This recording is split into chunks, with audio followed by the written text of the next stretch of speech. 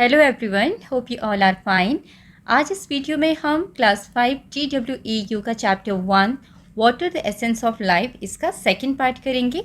First part में हमने पढ़ा था कि धरती पर कितना परसेंट पानी है। धरती पर लगभग 71% पानी है, ये हमने पढ़ा था, और 29% लैंड है ना। और इसमें से भी सारा पानी पीने योग्य नहीं है। ज़्यादा पानी जो है वो सॉल्टी है, समंदर में है, खारा है, इसलिए हम उसे पी नहीं सकते। और आपको डिफरेंट सोर्सेज ऑफ वाटर आपने इसमें पढ़े थे, कहाँ कहाँ से हमें पानी मिलता है। And after that you have learn 3 states of water, कौन कौन से हैं, solid, liquid and gas. Okay, liquid and gas, ये 3 स्टेट्स के बारे में हमने पढ़ा। अब इसके आगे पढ़ते हैं, नेक्स्ट क्या है देखते हैं, that is about water cycle. चलिए शुरू करते हैं। The topic is water cycle, इसको हिंदी में बोलते हैं जल चक्र। ठीक है, अभी देखते हैं इसमें क्या है। Let us understand how much changes take place in nature. ये समझने की कोशिश करते हैं कि जो नेचर है, प्रकृति है, उसमें किस तरीके के चेंजेस होते हैं। ठीक है, कितने चेंजेस होते हैं, बदलाव होते हैं। Activity 3, take a transparent bag. एक ट्रांसपेरेंट बैग लेना आपने, जैसे एक ट्रांसपेरेंट बैग है ये। ठीक है, use a marker to draw the sun, clouds, trees and arrows on it as shown in the picture। जैसे इस पिक्चर में दिखाया है, उसमें मार्कर से आपने सारी चीज़ें बनानी है, जैसे सन दिखाना है, क्लाउड्स दिखाने हैं, ठीक है, ट्रीज दिखाने हैं, और ये इस तरीके से लाइन भी दिखाया हुआ है। Fill 1/3 of it with coloured water. इसका 1/3 हिस्सा आपने पानी से भर देना है। मान लीजिए ये आपका बैग है, पॉलीथीन बैग, 1/3 मतलब इस बैग को 3 पार्ट्स में अगर हम डिवाइड करें, एक पार्ट ये है, एक पार्ट ये है, ये टोटल 3 हो गए, 1 2 3 इक्वल पार्ट्स, और 1/3 3 में से एक भाग में आपने पानी भर देना है। ठीक है, एक पार्ट में, ये हो गया 1/3। देन, और वो भी कलर्ड वाटर आपने फिल करना है तो आपको अच्छे से दिखाई दे। You can use blue paint और फूड डाई फॉर दिस। आप वो जो कलर्ड वाटर बनाएंगे उसके लिए आप कलर यूज़ कर सकते हैं, जैसे कोई पेंट उस पानी में डाल दीजिए, ठीक है, या कोई फूड डाई जो होते हैं खाने वाले कलर्स, वो आप उसमें डाल सकते हैं। Seal the bag tightly to prevent any leakages. और उस बैग को अच्छे से टाइटली सील कर दीजिए। ऐसा बैग लीजिएगा जो सील हो सकता है, ठीक है, ताकि यहाँ वहाँ से पानी ना गिरे। Place it in the sunlight. और इसको आप सनलाइट में रख दीजिए, धूप में रख दीजिए। After a few hours observe the changes inside the bag. और कुछ घंटे के बाद आप इस बैग के अंदर कुछ चेंजेस देखेंगे। तो यहाँ पर जो भी आपके ऑब्जर्वेशन है वो लिखी है, जैसे I observe, I wonder, it is because of. तो एक एग्जाम्पल आपके लिए दिया है, आई ऑब्जर्व, मैंने ऑब्जर्व किया, क्या, वाटर हीट्स अप, पानी गर्म हो गया, मुझे आश्चर्य हुआ, वंडर हुआ, आश्चर्य हुआ किस बात का, how does water heat up, पानी गर्म कैसे हुआ, तो पानी किस वजह से गर्म हुआ, it is because of sunlight. ठीक है, पानी धूप की वजह से, धूप की वजह से, सूरज की रोशनी की वजह से गर्म हो गया। दूसरा क्या ऑब्जर्व किया, water droplets formed inside the cover. इस कवर के अंदर यहाँ पर वाटर ड्रॉपलेट्स बन गई। ठीक है, अब ये इसके लिए आप क्वेश्चन क्या लिखेंगे, जैसे ऊपर लिखा है how does water heat up. Okay, इसके लिए जैसे आपने यहाँ पर लिखा observe water droplets formed inside the cover, तो आप लिख सकते हैं why do water droplets formed inside the cover, या फिर इस तरीके से आप और कोई क्वेश्चन भी बना सकते हैं। तो यहाँ पर एक क्वेश्चन बना दिया है, जैसे ऊपर लिखा है I wonder how does water droplets formed inside the cover. तो यहाँ पर आप ये बता सकते हैं water vapour cools and condenses on the surface of bag. पहले तो क्या हुआ, पानी गर्म हुआ सनलाइट की वजह से, और जब वो वाटर वेपर के फॉर्म में कन्वर्ट हो गया, ठीक है, ऊपर वेपर्स बन गए। अब जब वेपर्स जो हैं वो उसकी सरफेस थोड़ी देर बाद वो ठंडा हो गया, ठीक है, वाटर वेपर जैसे ठंडे हुए वो कंडेंस होकर उसके सरफेस में ड्रॉप्स की तरह दिखाई देने लगे। तो ये बात आप यहाँ पर बता सकते हैं। और भी कोई ऑब्जर्वेशन है तो आप इन जगह पर लिख सकते हैं। नेक्स्ट इज, अब इसी के बारे में बताया है, as you have seen in the above activity, जैसे आपने इस ऊपर वाली एक्टिविटी में देखा, the sun's heat causes the water to turn into water vapour. सूरज की गर्मी की वजह से जो ये पानी है वाटर वेपर में बदल गया था, ठीक है, भाप बन गया था। When the water vapour cools, और जब ये वाटर वेपर ठंडा हो जाता है, ठंडा हो गया, it forms small droplets inside the bag. जब ये वाटर वेपर ठंडे हो गए तो उसने बैग के अंदर वो क्या बन गए, वाटर ड्रॉपलेट्स बन गए। Eventually these droplets fall down fall back down, और धीरे धीरे क्या होगा ये, इसके बाद जो ड्रॉपलेट्स हैं वो नीचे गिरती जाएंगी। Similarly, in nature, heat causes water from different sources like oceans and rivers to become water vapor. ऐसे ही हमारी जो नेचर में, प्रकृति में क्या होता है, सूरज की गर्मी की वजह से जहाँ कहीं भी धरती पर पानी है, जैसे कि ओशियंस में, रिवर्स में, वो पानी जिस पर सूरज की किरणें पड़ती हैं, उसमें धूप होती है, ठीक है, धूप की वजह से वो गर्म हो जाता है, वो एवेपोरेट होता है और उसकी वजह से वो वाटर वेपर में कन्वर्ट हो जाता है वो पानी। फिर क्या होता है, water vapour forms the clouds. अब ये वाटर वेपर तो हल्के होते हैं, अभी इस साइकिल में हम देखेंगे वाटर वेपर हवा में ऊपर की तरफ उड़ेंगे और ये ऊपर जाकर क्लाउड्स का फॉर्म ले लेते हैं, बादल बन जाते हैं, which come down as rain, snow and hail. और ये बादल बाद में बारिश के रूप में, स्नो के रूप में, बर्फ़ के रूप में, ठीक है, स्नोफ्लेक्स होते हैं हल्की हल्की, और हेल मतलब ओले के रूप में धरती पर आ जाते हैं। This water goes back into rivers, lakes and oceans. और यही पानी वापस धरती पर आकर कहाँ कहाँ मिल जाता है, वापस कहाँ चला जाता है, रिवर्स में, नदियों में, लेक्स, झील में, ओशंस में, पॉन्ड्स में, वेल्स में, जहाँ कहीं भी वाटर सोर्सेज होते हैं वहाँ पहुँच जाता है। This constant circular movement of water in nature is called the water cycle. तो ये जो लगातार सर्कुलर मूवमेंट होता है पानी का इस प्रकृति में, उसको हम वाटर साइकिल बोलते हैं। अब देखो इस पिक्चर के थ्रू हम समझने की कोशिश करते हैं। ये है वाटर, ठीक है, कोई भी एक वाटर सोर्स लीजिए, ये मान लीजिए सी है, समंदर है या ओशियन है, यहाँ पर आपका सन है, सूरज, ठीक है। अब सनलाइट की वजह से जो ये पानी है वो भाप बनकर ऊपर की तरफ जाता है, ठीक है, भाप बन गया। आपने देखा ना, एक्सपेरिमेंट में भी बताया था, जब पानी को गर्म करते हैं वो भाप बनता है, ऊपर उठता है। जैसे घर में भी आपने देखा होगा, मम्मा पानी गर्म करती हैं किसी पतीले में, बड़े बर्तन में, आप देखेंगे उसमें भाप निकलने लगती है ऊपर, तो वो पानी ही होता है जो वाटर वेपर के रूप में आसमान में ऊपर की तरफ जाता है। और ऊपर आसमान में क्या है, टेम्परेचर ठंडा होता है, और टेम्परेचर ठंडा होने की वजह से ये जो वाटर वेपर ऊपर जाते हैं वो बादलों का रूप ले लेते हैं। दीज आर क्लाउड्स, ठीक है, क्लाउड्स का रूप ले लेते हैं। और जब क्लाउड्स एक दूसरे के साथ जुड़ते जाते हैं, पहले थोड़ा एक छोटा बादल बना, फिर एक और बड़ा हुआ, और बड़ा, उससे एक और बादल जुड़ा, ऐसे बादल जुड़ते जाते हैं। और ऊपर जाके जब बादलों में बहुत सारा पानी भर जाता है, ये पानी ही का रूप ले लेता है ना, बहुत ज़्यादा हैवी हो जाते हैं, मतलब वाटर वेपर थे, बादल बन गए, बादलों में पानी ही है। अब जब बहुत सारा पानी इकट्ठा हो जाता है इन बादलों में, तो ये हैवी हो जाते हैं और ये बादल पानी के रूप में, बारिश के रूप में धरती पर वापस आ जाता है, ठीक है। ये जो बादलों में से पानी धरती में वापस आ जाता है। देखो ये पानी वापस आया और वापस आके कहाँ मिल गया, वापस नदियों में, रिवर, ये रिवर है, इधर से रिवर आ रही है और वापस से सी में मिल गया। और कहीं पॉन्ड होंगे, लेक होंगे, धरती पर तो जब पानी गिरता है कहीं भी जा सकता है ना, तो हर जगह वाटर सोर्सेज में ये पानी वापस चला जाता है। तो फिर ये प्रक्रिया चलती रहती है। फिर ये वापस इस पानी यहाँ पर आया धरती पर, फिर सूरज की गर्मी से गर्म हुआ, वाटर वेपर बना, फिर क्लाउड्स बने, फिर वापस से धरती पर रेन के रूप में, बारिश के रूप में आ गया, फिर से वापस इवेपोरेट होके क्लाउड्स बनेगा, ठीक है।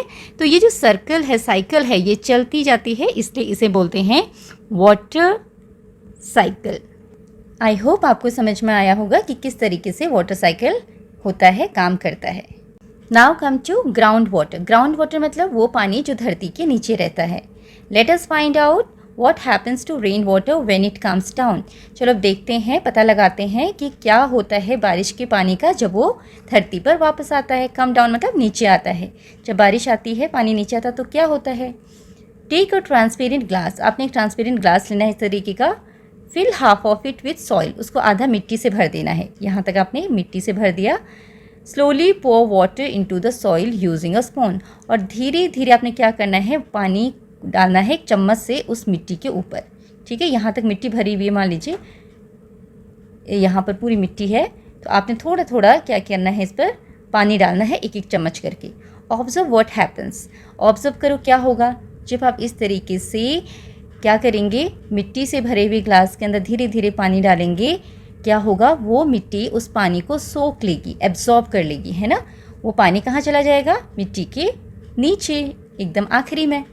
When it rains, ऐसे ही जब बारिश होती है, some water is soaked up by the soil. कुछ पानी जो है वो इस मिट्टी के द्वारा, धरती में मिट्टी है, वो उस पानी को सोख लेता है।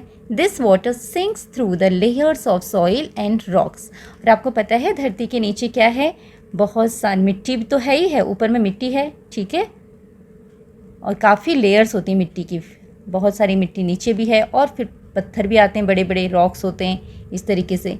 ठीक है, मान लीजिए यहाँ पर ट्री है और यहाँ पे मिट्टी है, यहाँ पे बारिश हुई तो ये बारिश का पानी मिट्टी के ऊपर से होते हुए नीचे रॉक्स के बीच में से होते हुए, पत्थरों के बीच में से होते हुए नीचे चला जाता है। ठीक है, the water that gets stored deep underground is called ground water. ये आपको पता होना चाहिए, व्हाट इज़ ग्राउंड वाटर?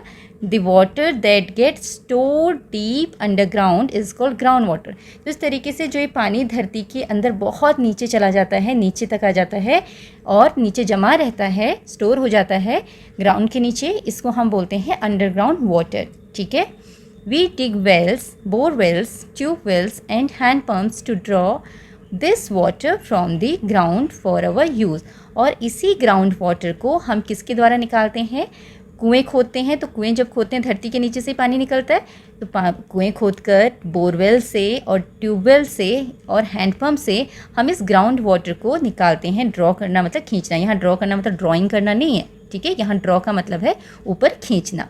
तो इस पानी को हम ऊपर खींचते हैं इनके द्वारा और अपना इस्तेमाल करते हैं, यूज़ करते हैं इस ग्राउंड वाटर का। ठीक है, तो किन किन चीज़ों के द्वारा हम ग्राउंड वाटर का यूज़ करते हैं? एक तो वेल्स, कुएं, बोरवेल्स के द्वारा, ट्यूबवेल्स और हैंडपम्प्स। ये चारों चीज़ें ऐसी हैं जिससे हम ग्राउंड वाटर को यूज़ करते हैं।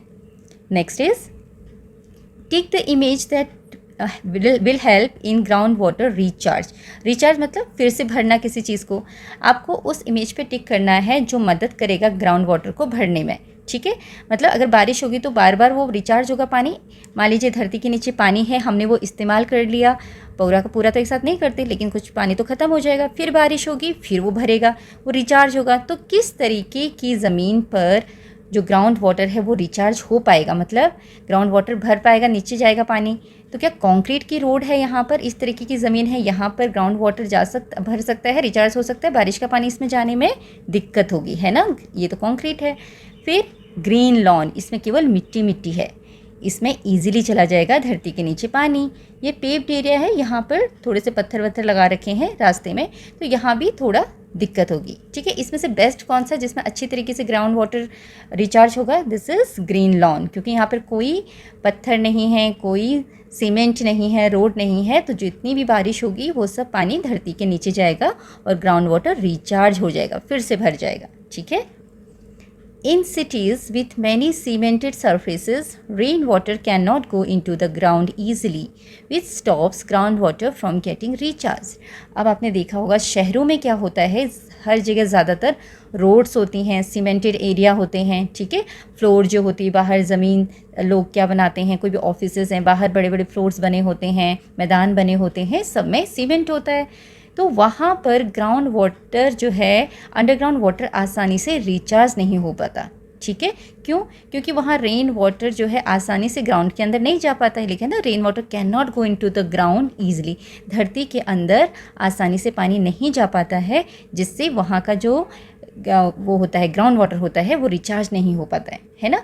आप सोचिए, दो जगह है, मान लीजिए एक जगह है जिसमें केवल मिट्टी मिट्टी मिट्टी मिट्टी मिट्टी है। ठीक है, जैसे गांव में बहुत जगहों पर ज़्यादातर रोड्स नहीं होती, मिट्टी मिट्टी रहती है। ठीक है, दूसरी जगह है जहाँ पर पूरा सीमेंटेड है या ईंटों से पूरा बना हुआ है एरिया। ठीक है, और इन दोनों जगह पर अगर बारिश होगी तो क्या होगा? यहाँ बारिश होगी, ये तो मिट्टी तो पानी को सोख लेती है ना? तो इस तरीके से पानी धरती के अंदर चला जाएगा ग्राउंड के नीचे। यहाँ पर ग्राउंड वाटर नीचे रहता है, ओके, ग्राउंड वाटर।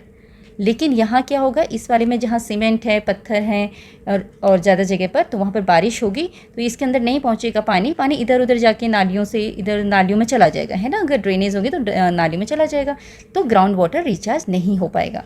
तो ये बात यहाँ पर बताई गई है। नाउ सरफेस वाटर जो कि धरती के ऊपर में जो भी पानी है, धरती के सरफेस में जो पानी है ऊपर में, ठीक है, ग्राउंड के ऊपर में, reverse, ponds, lakes, etc. are the natural sources of fresh water in addition to the ground water.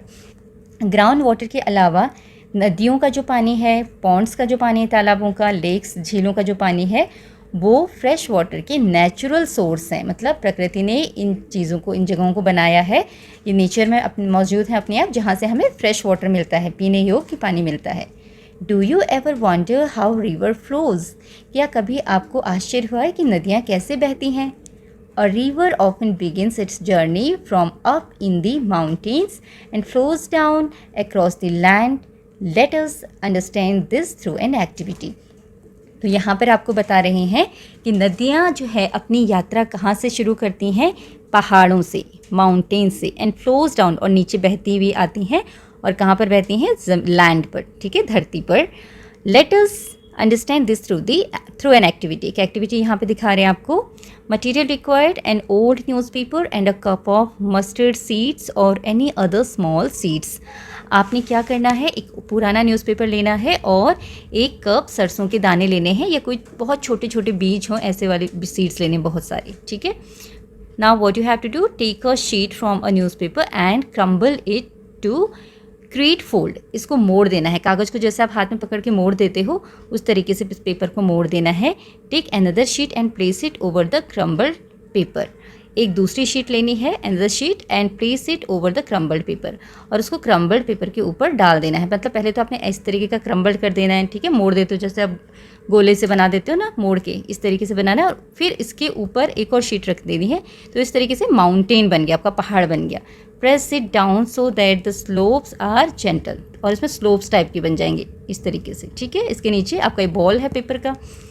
Now slowly pour the mustard seeds from the cup onto the highest point of the slope. अब यहाँ पर जो slope बना है, सबसे ऊंचा वाला जो स्लोप होगा, वहाँ से आपने सरसों के दाने नीचे की तरफ गिराने हैं. Observe the movement of the seeds. वो सीड्स कहाँ पर आएंगे, उनकी मूवमेंट को आपने ऑब्जर्व करना है. ये दाने गिरते हुए प्लेन जगह पर, जहाँ ये प्लेन जगह है वहाँ पर आ जाएंगे. Now the question is, what did you observe about the mustard seeds? आपने mustard seeds के बारे में क्या ऑब्जर्व किया?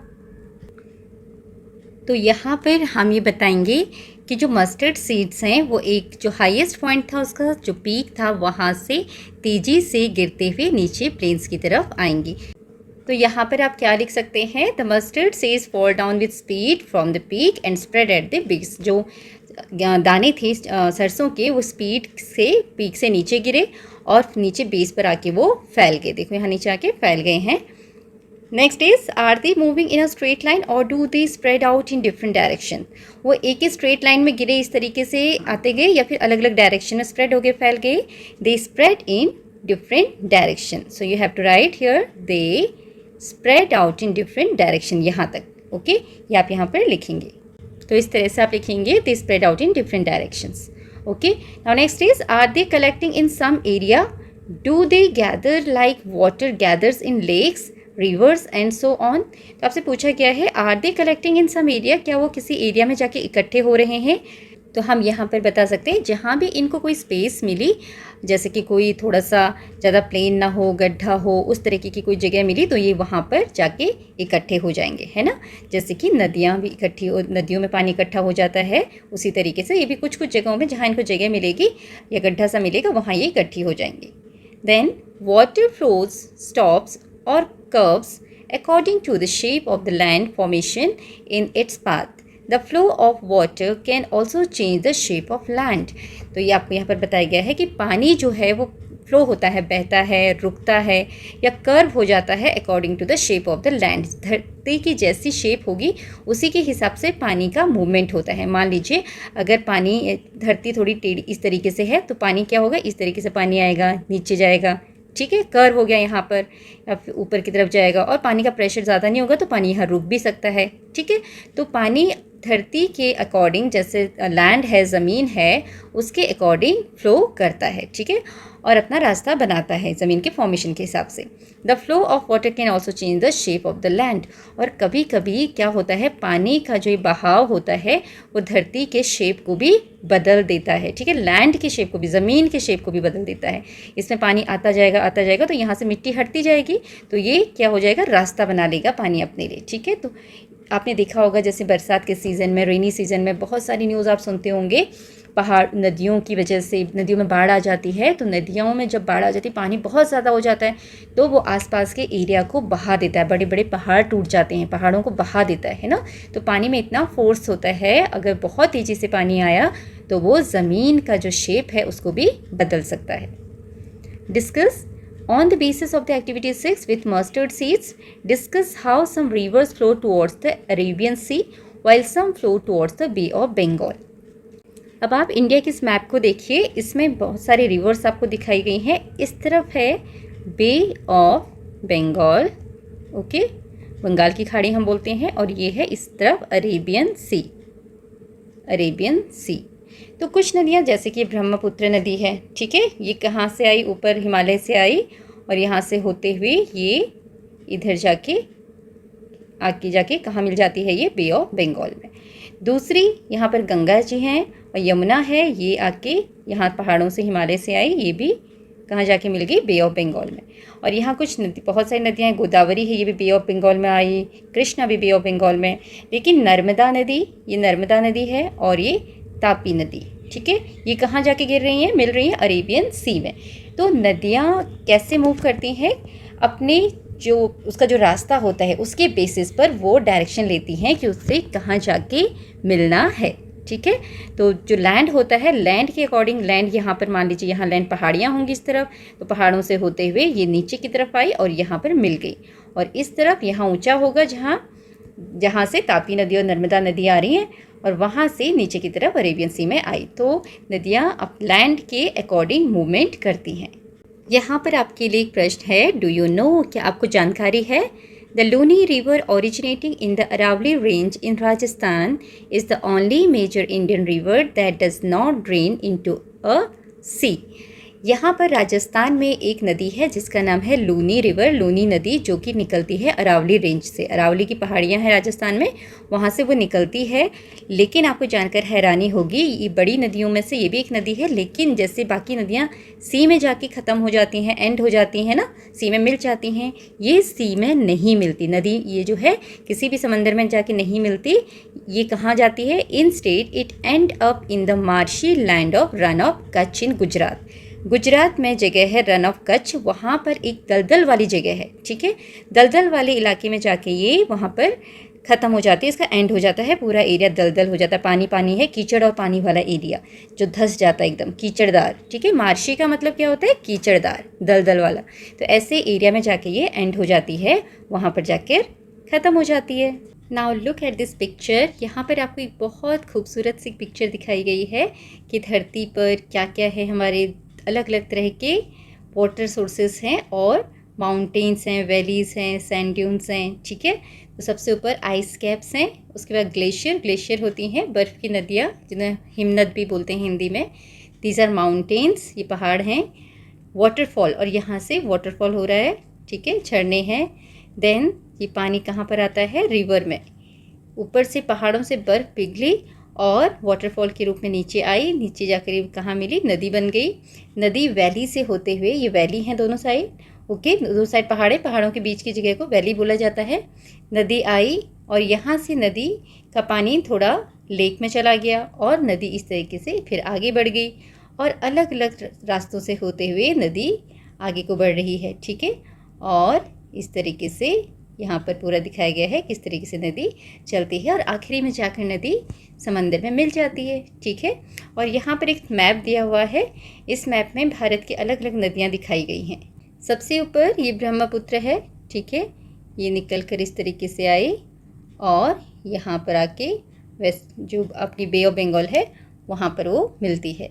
ये गंगा और यमुना नदी हैं, ये भी यहाँ से हिमालय से निकलती हैं और उसके बाद ये भी बे ऑफ बंगाल में, बंगाल की खाड़ी में मिल जाती हैं। यहाँ से नर्मदा नदी है ये, जो कि अरेबियन सी में जाती है। ये तापी नदी है, ये भी अरेबियन सी में जाती है। फिर गोदावरी, ये बे ऑफ बंगाल में। कृष्णा, बे ऑफ बंगाल। कावेरी, ये भी बे ऑफ बंगाल में। तो यह कुछ मेन प्रमुख नदियों के नाम हैं, इनके नाम आपको याद होने चाहिए। कौन कौन से हैं, ब्रह्मपुत्र, गंगा, यमुना, नर्मदा, ताप्ती, गोदावरी, कृष्णा, कावेरी, ओके। आगे लिखा है अवर लाइफ लाइन, हमारी जीवन रेखा। लाइफ लाइन किसको बोलते हैं, जीवन रेखा, मतलब जिसके बिना हमारा जीना मुश्किल है, ठीक है। रिवर्स इन इंडिया, जो कि बहुत ज़रूरी है हमारे लिए। तो हमारी लाइफ लाइन क्या है, नदियाँ। This map of India shows some of the major rivers of our country. तो आपको जैसे बताया था, ये मैप है इंडिया का, जो आपको हमारे देश भारत की कुछ बड़ी नदियों को दिखा रहा है, ठीक है। आगे, follow the flow, okay, follow the flow, जो फ्लो है, फ्लो मतलब बहाव, बहाव को फॉलो करो, उसके पीछे पीछे चलो। In the map you can see the rivers flowing in different directions. आपने जैसे अभी मैप में देखा कि नदियाँ अलग अलग डायरेक्शंस में जा रही हैं। Some flow into the Bay of Bengal, कुछ बे ऑफ बंगाल की तरफ जा रही हैं, and some into the Arabian Sea, कुछ अरेबियन सी में जा रही हैं। ठीक है, यहाँ पर हमने मैप में देखा, जैसे ये ब्रह्मपुत्र है, ये यहाँ पर इसको बे ऑफ बंगाल बोला जाता है, इस साइड बे ऑफ बंगाल, और इस तरफ बोला जाता है अरेबियन सी, अरेबियन सी।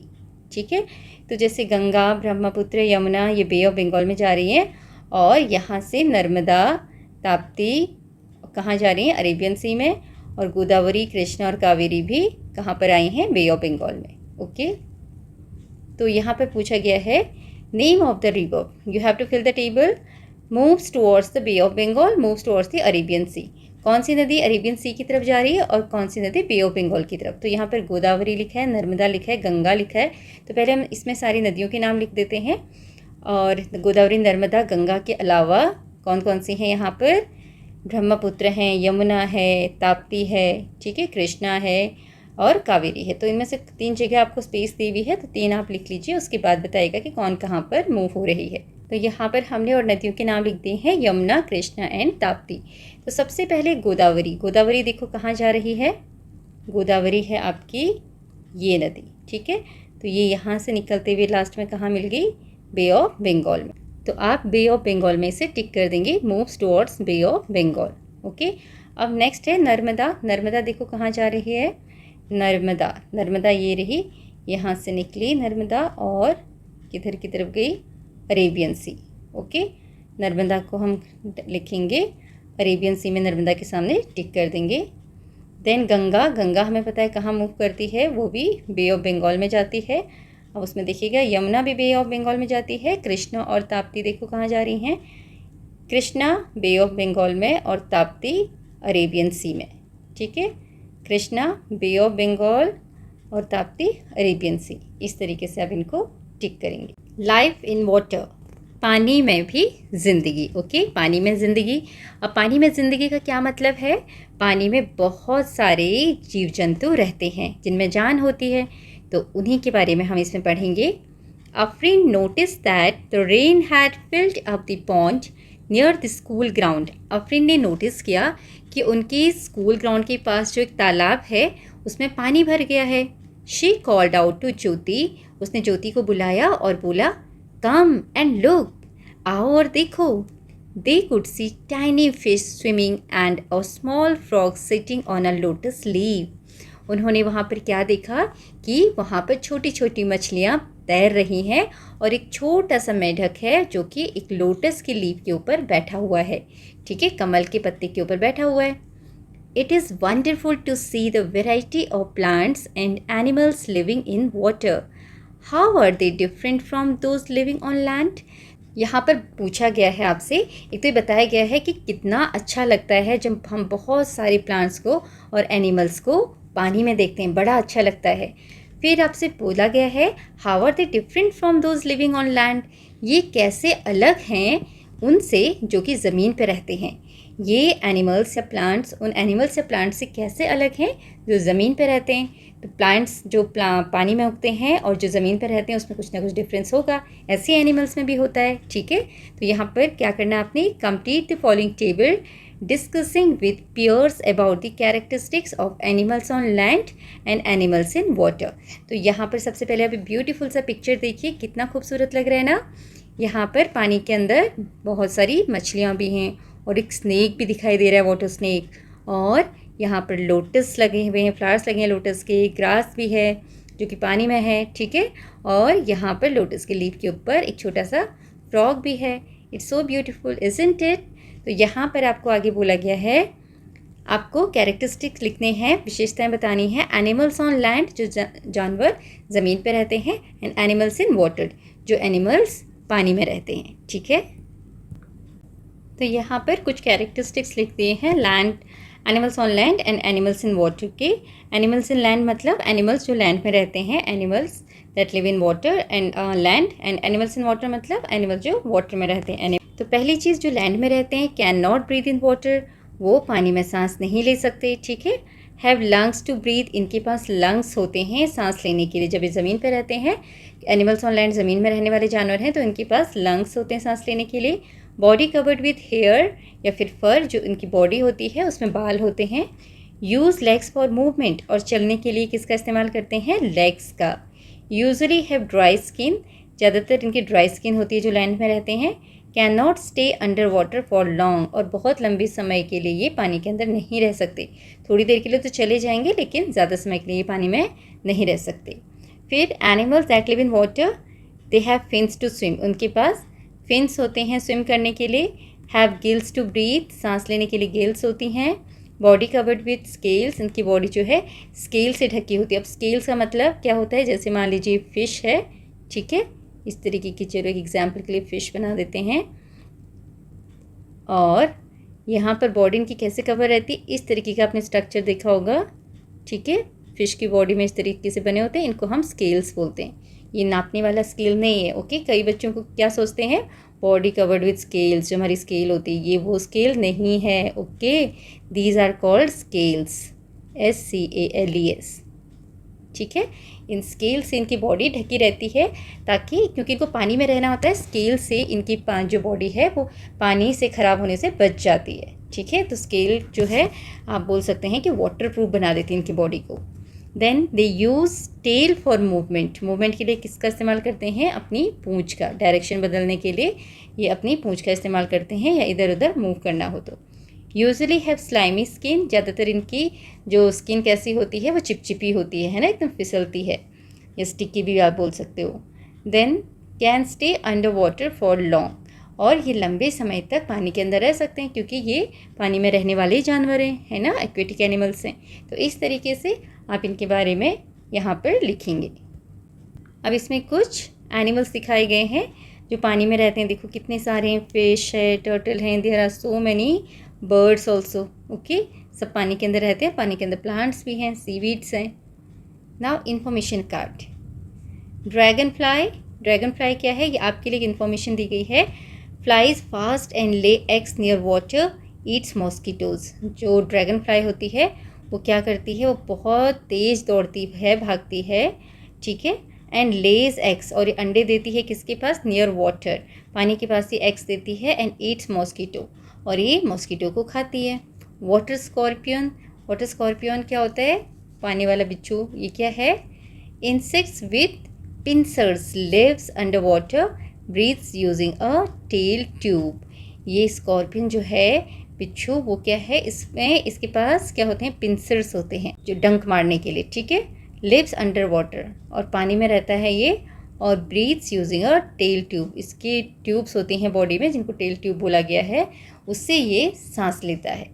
देन पॉन्ड हेरन क्या है? A bird with long legs, इसके बहुत लंबे लंबे पैर होते हैं। That stand still to catch fish, और ये चुपचाप उन पैरों की हेल्प से खड़ा रहता है, स्टिल, बिना हिले डुले, ताकि कोई मछली आई पास में तो वो उसे खा सके। फ्रेश वाटर टर्टल जो फ्रेश वाटर में रहता है, इस soft shell turtle that lives in ponds and river. Soft shell, इसकी शेल जो है थोड़ी सॉफ्ट रहती है, और ये टर्टल होता है, ये पॉन्ड्स में रहता है, नदियों में रहता है। Then water snake, a harmless water snake that eats fish and frogs. ये जो वाटर स्नेक है ये हार्मलेस है, ये नुकसान नहीं पहुंचाता है, ठीक है, ख़तरनाक नहीं होता है। और ये क्या खाता है? फिश और फ्रॉग्स को खाता है। रीड्स क्या होती हैं? एज प्लांट्स, ये प्लांट्स हैं जो पानी के अंदर उगती हैं, इनको रीड्स बोला जाता है। Grow along the edges of ponds, tall and grass like. ये जो पॉन्ड्स होते हैं उनके किनारे किनारे पे उगता है, ठीक है। और ये घास कैसी होती है? बहुत टॉल, लंबी होती है। और इट इज़ ग्रास लाइक, जो ये रीड्स होते हैं घास की तरह दिखती है, पानी के अंदर किनारे में ये उगती है, तालाब के किनारे किनारे में, और ये बहुत लंबी होती है। Then lotus and water lily, rooted floating. अब flowers float on water, roots stay in the pond bed. अब इसमें क्या होता है? जो ये लोटस हैं या फिर वाटर लिली है, फ्लावर तो आपको पानी के ऊपर तैरते हुए दिखेंगे, लेकिन जो इनकी जड़ें होती हैं पानी के नीचे ग्राउंड से, या जो बेड है पॉन्ड बेड, जो जहाँ पर मिट्टी होगी वहाँ से जुड़ी रहेगी, ठीक है। Water hyacinth, free floating. अब ये क्या है? Free floating, a fast growing plant that floats and spreads on water.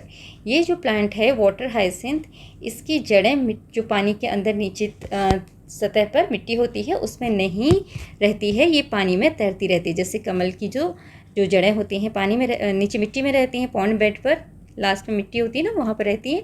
लेकिन जो वाटर हाइसिंथ है इसकी जड़ें नहीं होती हैं मिट्टी में, ये पानी में तैरता रहता है और बहुत जल्दी ग्रो करता है। Now next is activity 8। Visit a local water body like a pond, lake or an aquarium with your teacher or parents and observe life in and around the water body। तो यहाँ पर बताया गया है आप अपने पेरेंट्स या teachers के साथ किसी भी एक वाटर बॉडी को विजिट कीजिए जो आपके घर के आसपास हो। वो कोई तालाब भी हो सकता है, झील भी हो सकती है या फिर एक्वेरियम भी हो सकता है। बट आपने अकेले नहीं जाना है, अपने पेरेंट्स के साथ जाना है या टीचर्स के साथ जाना है। तो यहाँ पर सबसे पहले फ़िश के बारे में बताया है। उसका माउथ होता है कि बीक होता है? उसके पास माउथ होता है और कैसा है? Round mouth facing upwards. उसका गोल मुंह होता है इस तरीके से और ऊपर की तरफ होता है, ऊपर को रखती है फिश अपना मुंह, ठीक है, यहाँ पर। ओके, देन मूवमेंट कैसा होता है, कैसे चलती है वो? फिन्स की मदद से। ओके, और टेल भी आप लिख सकते हैं, टेल की मदद से भी मूवमेंट करती है। रफ डायग्राम बनाना है तो यहाँ पे एक रफ डायग्राम बना है। ऐसे pond heron, long and pointed beak होती है। हेरन की क्या होती है? बीक होती है लंबी और पॉइंटेड, और थिन लेग्स, इसके पैर कैसे होते हैं? पतले पतले, जैसे ये दिखाया है। ऐसे आप किसी भी बर्ड या एनिमल का नाम लिखेंगे जो पानी में रहते हैं और उसके बारे में बताएंगे। तो यहाँ पर कुछ एग्जाम्पल लिखते हैं, जैसे कि डक। डक का जो बीक होती है वो कैसी होती है? फ्लैट ब्रॉड बीक, ऐसे आप लिखेंगे। और वेब्ड फीट होता है, ठीक है। और यहाँ पर आप ड्राइंग बना लीजिएगा डक का। फ्रॉग, वाइड माउथ, चौड़ा मुंह होता है फ्रॉग का। And strong hand limbs, hand limbs मतलब पीछे वाले पैर उसके कैसे होते हैं? बहुत मजबूत होते हैं। यहाँ आपका चित्र आ जाएगा। Then dolphin, long curved mouth, dolphin का जो मुंह होता है बड़ा लंबा होता है और कर्व होता है। Swims with flippers and tail, और वो कैसे स्विम करती है? फ्लिपर्स और टेल की मदद से। Now next is draw the plants that you saw during the visit and label them with their local name. अब यहाँ पर प्लांट्स के बारे में लिखना है। अगर आपने प्लांट्स देखे हैं, वाटर प्लांट्स, जब आपने लोकल जो अपने पॉन्ड या लेक को विजिट किया उसके बारे में लिखना है। प्लांट फ्लोटिंग अबव वाटर, जो प्लांट पानी के ऊपर फ्लोट कर रहा हो। तो यहाँ पर नेम क्या है? लिली, और उसका लोकल नाम क्या है वहाँ पर वो लिखेंगे कि वहाँ की भाषा में क्या बोला जाता है। प्लांट्स अंडर वाटर, पानी के अंदर जो प्लांट्स रहते हैं उनका किसी एक का नाम आपने बताना है। तो यहाँ पर प्लांट्स की एग्जाम्पल लिख दिए हैं। पहला तो ऑलरेडी लिखा हुआ है लिली, जो प्लांट्स फ्लोटिंग है, पूरा तैर रहा है ऊपर में अबव वाटर। और उसका लोकल नाम आपकी या किसी भाषा में आपको पता है तो लिली का नाम वो आप यहाँ लिखेंगे। प्लांट अंडर वाटर, जो पानी के अंदर होता है कम्प्लीटली, टेप ग्रास, ठीक है, टेप ग्रास बोला जाता है, पानी के अंदर होता है, इसका लोकल नाम आप लिखेंगे अगर आपको पता है। Then plant whose roots are in the water bed but are seen above the water, तो वो प्लांट जिनके रूट्स हैं वाटर बेड पर, बेड मतलब जहाँ नीचे एकदम मिट्टी होती है पानी के अंदर, वहाँ पर रहती हैं जड़ें, लेकिन ये पानी के ऊपर दिखाई देते हैं, ठीक है। तो ऐसा कौन सा था? लोटस, और हम उसको हिंदी में लोकल भाषा में क्या बोलते हैं? कमल, हिंदी में कमल ही बोला जाता है। इसी तरीके से आप और चीज़ों के और प्लांट्स के नाम यहाँ पर बता सकते हैं। Now next is activity 9। Take a piece of paper and put a drop of water on it, observe. पहले आपने एक पेपर का टुकड़ा लेना है, उस पर एक बूंद पानी डालना है और ऑब्जर्व करना है क्या होगा। वो एब्जॉर्ब कर लेगा पानी, है ना, पानी को सोख लेगा पेपर। फिर दूसरा फिर क्या करना है आपने? कलर द पेपर, उसी पेपर को अब आप कलर कर लीजिए with a wax crayon, crayon से। Now put a drop of water on it, अब तब उस पर एक पानी की बूंद डालिए। Do you observe any change, आपको उसमें कोई चेंज लगा? तो क्या होगा, जब हमने बिना कलर किए वाले पेपर के ऊपर पानी की बूंद डालेंगे तो वो पेपर उसको एब्जॉर्ब कर लेगा, सोख लेगा, है ना, पानी गायब हो जाएगा। लेकिन अगर हम क्रेयॉन लगे हुए पेपर पर पानी की बूंद डालेंगे तो वो जो पानी है वो फैलेगा नहीं, उसमें एब्जॉर्ब नहीं कर पाएगा वो क्रेयॉन उसको, है ना, वो एक ही जगह पर वो बूंद की तरह आपको ड्रॉपलेट की तरह दिखाई देगा। जैसे कि इस कमल के पत्ते के ऊपर, ये कमल का जो पत्ता है उसमें भी पानी की बूंदें ये जो पत्ता है, जो भी प्लांट है, उसमें क्या है? वैक्स, उसकी जो सरफेस है वो वैक्सी है, वैक्सी कोटिंग है। वैक्सी कोटिंग होने की वजह से उसके ऊपर जो भी पानी गिरता है, पानी की बूंदें गिरती हैं, तो वो वैसे की वैसे हमें दिखाई देती है और फैलती नहीं है, एब्जॉर्ब नहीं होती, ठीक है। ऐसे अगर हम वैक्स क्रेयॉन से कलर करके पेपर के ऊपर उस पर पानी की बूंद डालेंगे तो वो फैलेगी नहीं, वैसे ही दिखाई देगी। तो यहाँ पर आपने अपना ऑब्जर्वेशन लिखना है। तो आप इस तरीके से अपना ऑब्जर्वेशन लिख सकते हैं। When we put a drop of water on the wax coloured paper, the water did not spread, पानी फैलेगा नहीं उसके ऊपर। It stays in the shape of droplet, वो एक ड्रॉपलेट की फॉर्म में ही उसी में रहेगा, शेप में। ड्रॉपलेट मतलब पानी की बूंद। It shows the wax makes the surface water proof, ये हमें दिखाता है कि जो वैक्स होता है, मोम होती है ना, उससे सरफेस क्या बन जाता है, वाटर प्रूफ बन जाता है। पानी उसके ऊपर कोई असर नहीं करता, पानी वहाँ से दूसरी तरफ नहीं निकलता। ठीक है, तो यहाँ पर भी यही बात बताई गई है। The vaccine coating on leaves make them water proof and keep too much water from getting inside the plant. और जो वैक्सी कोटिंग होती है लीव्स की, जो एक्वेटिक प्लांट्स होते हैं, पानी में रहने वाले प्लांट्स होते हैं, उनकी लीव्स कैसी होती है, उसमें वैक्सी कोटिंग होती है। नेचुरली वैक्स की कोटिंग होती है उसके ऊपर, कोई बनाता नहीं है, वो नेचुरल वैक्सी कोटिंग होती है। और जिससे वो उस प्लांट को या लीफ को क्या बना देते हैं, water proof and keeps too much water from getting inside the plant. और उसकी वजह से, वैक्सी कोटिंग होने की वजह से वाटर प्रूफ बन जाता है। वो वाटर प्रूफ होने की वजह से उसके अंदर बहुत ज़्यादा पानी नहीं जाता, इससे वो ख़राब नहीं होता। This helps the plant stay healthy and not gate damaged, इसी की वजह से जो प्लांट है वो हेल्दी रहता है, डैमेज नहीं होता है, ख़राब नहीं होता है। नहीं तो आप एक सिंपल प्लांट के पत्ते को कुछ दिनों तक पानी के अंदर डाल के रखो तो वो क्या हो जाएगा, गल जाएगा, उसके बाद वो सड़ जाएगा, ख़राब हो जाएगा।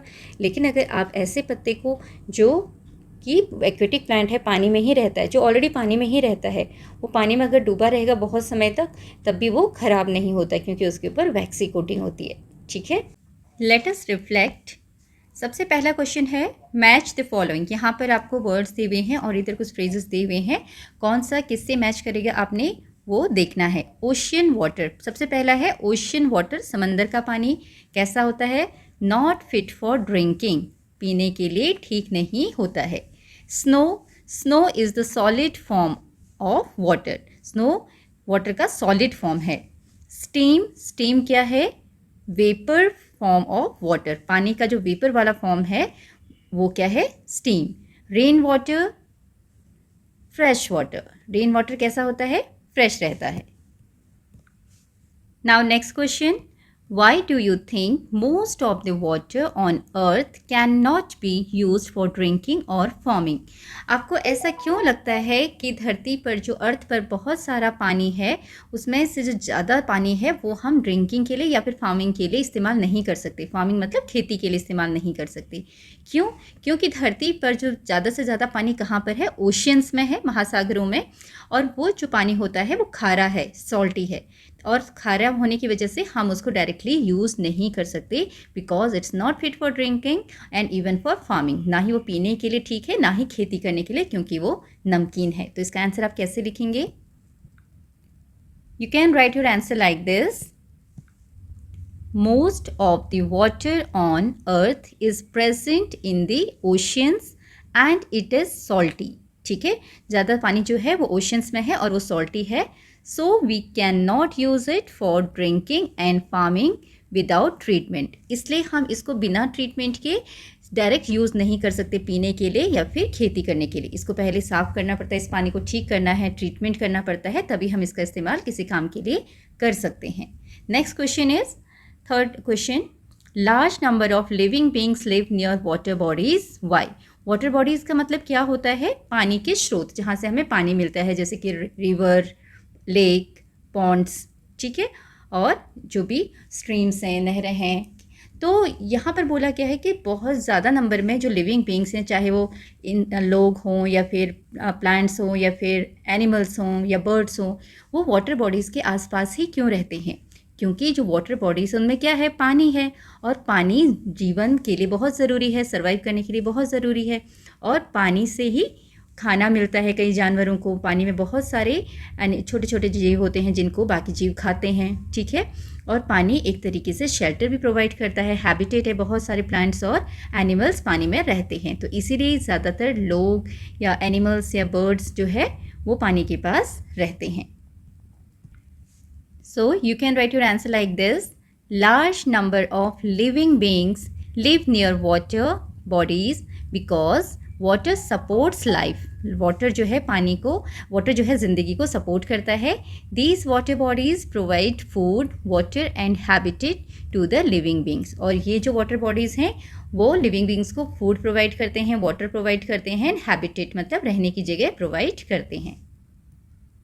Now next question is question number 4, What would happen if it did not rain in your region for 2 years? अगर आपके इलाके में 2 साल से बारिश नहीं होगी तो क्या होगा?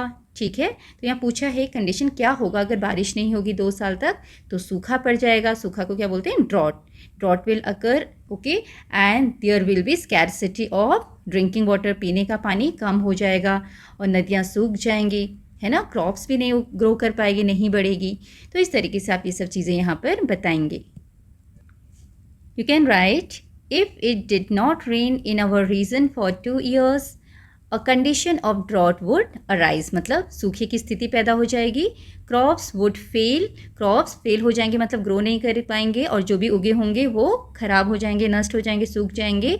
River and ponds would dry up, जो नदियाँ और तालाब हैं वो सूख जाएंगे। And there would be a shortage of drinking water, और पीने के पानी की कमी हो जाएगी। Okay, now the next question is question number 5, What do you think happened to rainwater in a forest compared to a city?